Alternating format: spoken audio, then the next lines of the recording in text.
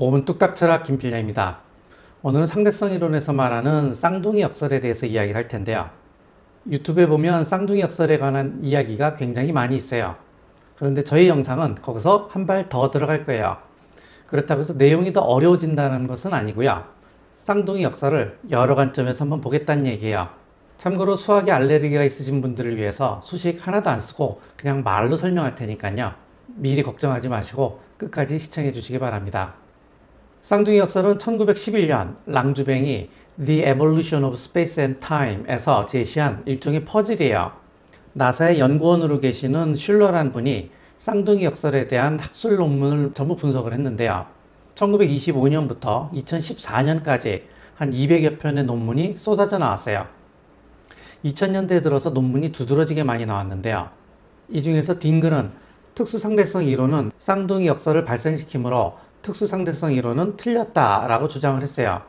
하지만 딩글의 논문을 제외한 다른 나머지 논문들은 모두 쌍둥이 역설은 사실 진짜 역설이 아니므로 상대성 이론이 틀렸다고 말할 수 없다라고 주장을 했죠. 쌍둥이 역설이 진짜 역설이 아니라는 점에서는 거의 모두 동의를 한 셈인데요. 그런데 문제는 쌍둥이 역설이 역설이 아닌 이유에 대해서는 사람마다 전부 의견이 달랐다는 거예요. 제가 오늘 그 이유를 정리할 텐데요. 제가 여기 있는 이 논문들을 다 읽은 건 아니고 여기 써 있는 몇 개의 키워드를 가지고 이러저런 자료들을 찾아서 네 가지 이유로 정리를 했어요. 이 네 가지 설명들 중에서 하나는 아인슈타인을 비롯하여 주류 물리학자들이 받아들이는 설명이지만 나머지 셋은 이와는 달리 약간 마이너한 설명이에요. 오늘 이야기의 순서를 말씀드릴게요. 먼저 쌍둥이 역설에 대해서 이야기를 하고요. 그리고 쌍둥이 역설이 진짜 역설이 아니라는 네 가지 이유에 대해서 설명을 할 거예요. 먼저 중력에 의한 설명, 기하적 설명, 레이더 타임에 의한 설명, 프레임 전환에 의한 설명이에요. 그리고 마지막에 정리를 할 거예요. 바로 시작하시죠.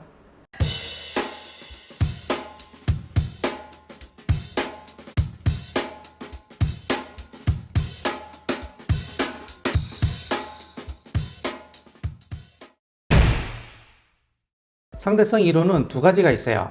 특수상대성 이론과 일반상대성 이론. 특수상대성 이론은 등속 운동하는 대상에 적용되는 이론이고요. 일반상대성 이론은 가속 운동하는 대상에 적용되는 이론이에요. 특수상대성 이론에 따르면 나에 대해서 등속 운동하는 대상의 시간은 느려져요. 즉 아래와 같이 지구에서의 시간보다 우주선에서의 시간이 느려진다는 말이에요.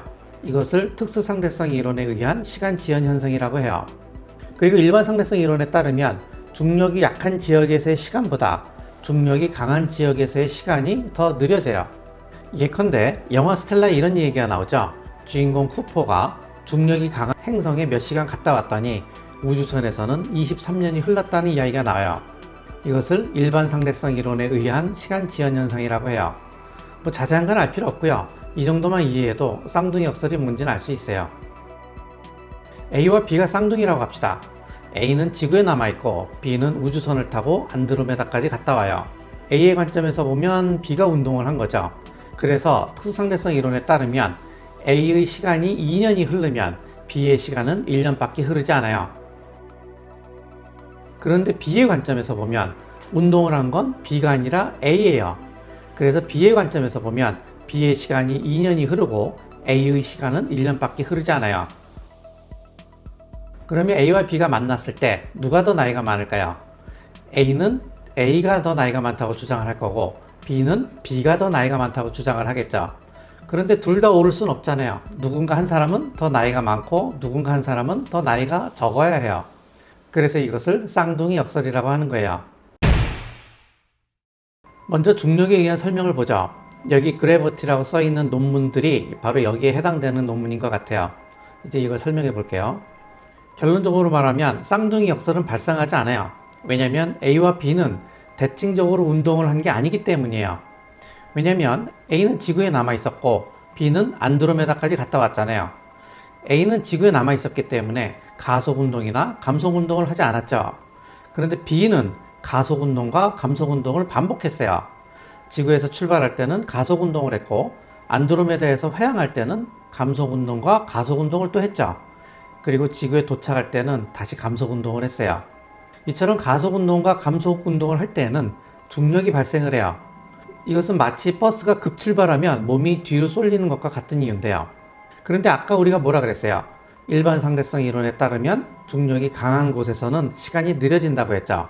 따라서 B의 시간은 느려졌고 A가 B보다 나이가 많다는 거예요. 그래서 쌍둥이 역설은 사실 역설이 아니라는 거예요. 아인슈타인이나 파인만 같은 물리학자들이 이러한 설명을 지지했는데요. 유튜브 영상을 몇 개 찾아봤는데 대부분이 이런 식의 설명이에요. 아마 교과서에도 이렇게 실려있지 않나 싶어요.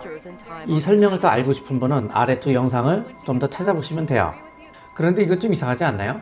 특수상대성 이론으로 발생한 역설을 왜 일반 상대성 이론으로 해결하려고 그러죠? 물론 특수상대성 이론은 일반 상대성 이론의 특수한 경우일 뿐이기 때문에 특수상대성 이론은 일반 상대성 이론에 포함되기 때문이다 라고 말할 수도 있지만, 그렇다라고 보기에는 특수상대성 이론에 의한 시간 지연과 일반 상대성 이론에 의한 시간 지연의 원인이 아예 달라 보여요. 그래서 우리는 또 다른 설명을 한번 볼 필요가 있어요. 이제 두 번째 설명을 보죠. 기하학적 설명이에요.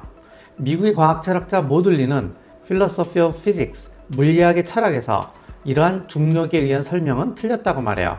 그는 이런 예시를 드는데요. A와 B는 쌍둥이에요.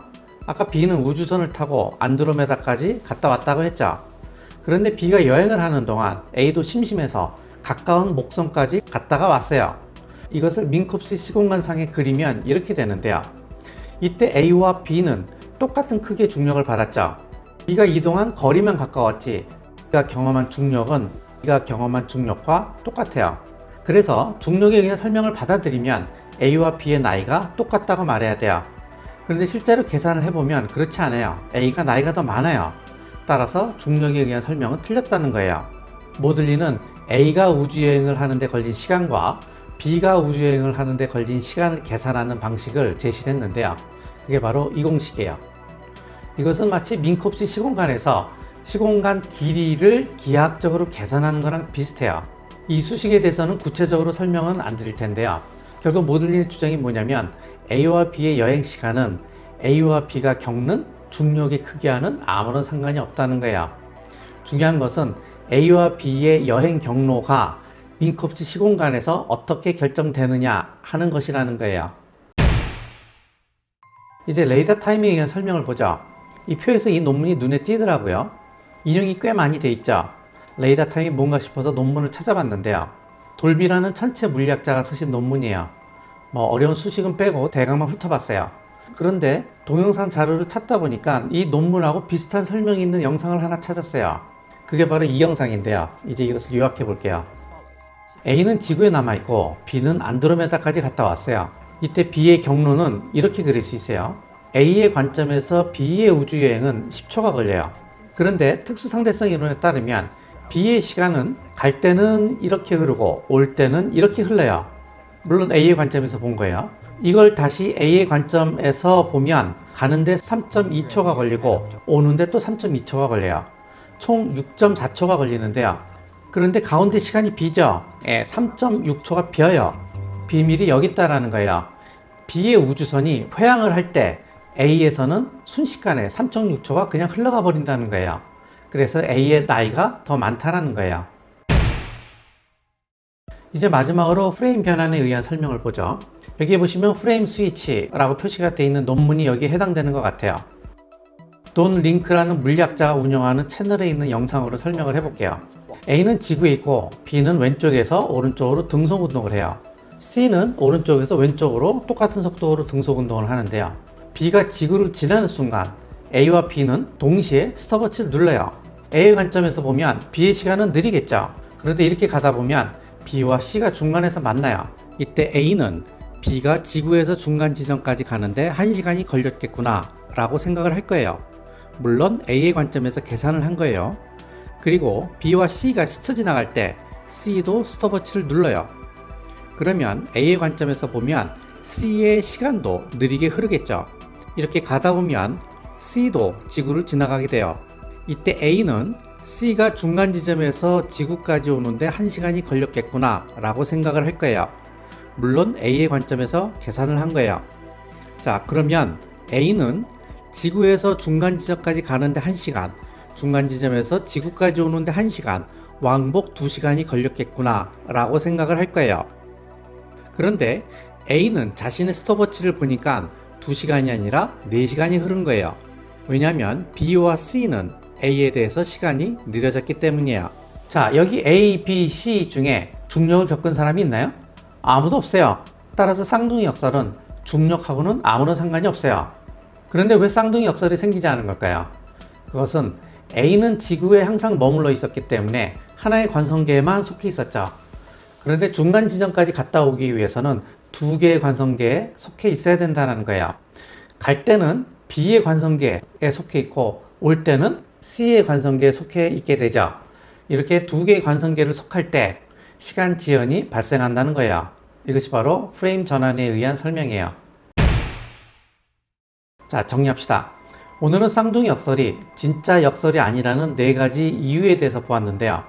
중력에 의한 설명, 기하학적 설명, 레이더 타임에 의한 설명, 프레임 전환에 의한 설명이에요. 그런데 레이더 타임에 의한 설명과 프레임 전환에 의한 설명은 좀 비슷한 설명처럼 보여요. 왜냐하면 프레임 전환이 생기는 이 지점에서 레이더 타임에서 말하는 빈 시간이 생긴다고 말할 수 있기 때문인데요. 그리고 또 이 두 설명은 또다시 기하학적 설명과 비슷해 보여요. 기하학적 길이를 계산하는 방식으로 이 빈 시간을 계산할 수 있는 것처럼 보이기 때문이에요. 그래서 기하학적 설명, 레이더 타임에 의한 설명, 프레임 전환에 의한 설명 사이에는 어떤 연관이 있는 것처럼 보여요. 물론 제 뇌피셜이에요. 어떤 사람은 레이더 타임에 의한 설명과 중력에 의한 설명이 같은 설명 아니냐라고 반문할 수도 있어요. 우주선이 회항할 때 중력이 발생하고 이때 레이더 타임에서의 빈 시간이 발생하는 것이라고 주장할 수도 있기 때문이에요. 하지만 이런 설명은 좀 무리가 있어 보여요. 왜냐하면 우주선이 회항할 때만 중력이 발생한 것이 아니라 우주선이 출발할 때와 도착할 때도 중력이 발생했기 때문인데요. 우주선이 출발할 때와 도착할 때 발생하는 중력은 시간 지연을 발생시키지 않지만 우주선이 회항할 때 발생하는 중력은 시간 지연을 발생시킨다 라고 말할 수는 없잖아요. 그러면 중력에 의한 설명은 틀린 건가요? 또 그렇게 말할 수도 없어요. 중력이 강하면 시간이 느려진다는 것은 명백한 것처럼 보이기 때문이에요. 상황은 굉장히 복잡해졌어요. 이 설명이 맞고 저 설명이 틀리다 라고 말할 수 있는 상황이 아니에요. 부분적으로는 다 맞다고 봐야 될 것 같아요. 간단하지가 않아요. 이게 이렇게 복잡한 이유는 제가 보기에는 특수상대성 이론에 의한 현상과 일반 상대성 이론에 의한 현상이 얽혀 있고 시간이 느려진 것처럼 보이는 현상과 시간이 실제로 느려진 현상이 복잡하게 얽혀 있고 상대적인 시간 지연 현상과 절대적인 시간 지연 현상이 복잡하게 얽혀 있기 때문이에요. 여기에 대해서는 자세한 이야기는 하지 않을 텐데요. 나중에 이야기할 기회가 있을 거예요. 마지막으로 한 가지만 부연할게요. 흔히 사람들은 철학에서는 정답이 없지만 과학에서는 정답이 있을 거라고 생각하는 경향이 있어요. 특히 물리학과 같은 과학에서는 명백한 정답이 있다라고 생각하는 경우가 있는데요. 그런데 사실 그렇지 않아요. 철학이든 과학이든 명백하게 딱 떨어지는 정답 같은 거를 찾는 거는 사실 쉽지가 않아요. 물론 그렇다고 해서 상대성 이론 자체가 명쾌하지 않다라는 건 아니에요. 상대성 이론은 수학적으로 명쾌하게 증명된 이론이에요. 이 점에 대해서는 이견이 있을 수 없는데요. 하지만 문제는 상대성 이론을 유도한 이 수학적 식을 어떻게 해석해야 되느냐 하는 문제예요. 이 점에 대해서는 많은 이론들이 있을 수 있는데요.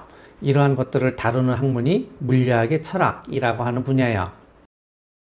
오늘은 쌍둥이 역설에 대한 이러저런 이야기를 했는데요. 이와 비슷한 이야기가 또 하나 있어요. 그것은 길이 수축 현상에 의한 벨의 우주선 사고 실험인데요. 이야기는 나중에 한번 할게요. 오늘 영상이 재밌으셨다면 좋아요와 구독하기 그리고 알림 설정 부탁드리겠습니다. 감사합니다.